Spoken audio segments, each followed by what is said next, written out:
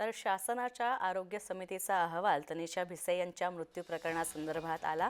या अहवालात काय आलं होतं पाहूया, काय नमूद करण्यात आलेलं आहे ते पाहूया। तनिषा भिसे यांच्या मृत्यूची चौकशी 3 विभाग करतायत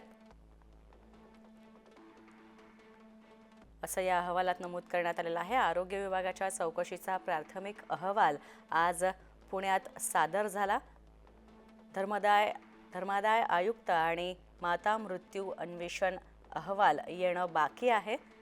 तसंच आरोग्य विभागाच्या अहवालात मंगेशकर रुग्णालय हे दोषी आढळलेलं आहे अशी माहिती सुद्धा नमूद करण्यात आलेली आहे। डॉक्टर सुश्रुत घैसास आणि डॉक्टर रुचिका कांबळे, श्रीमती रसिका सावंत या तनिषाची तपासणी केली होती आणि डॉक्टर शिल्पा कलानी यांनी गरोदरपणातील गुंतागुंत आणि उपचारांमध्ये खर्चाची माहिती तनिषा भिसे आणि त्यांच्या नातेवाईकांना दिली होती आणि नातेवाईकांनी रुग्णालयात दाखल करण्याचा आग्रह धरला होता।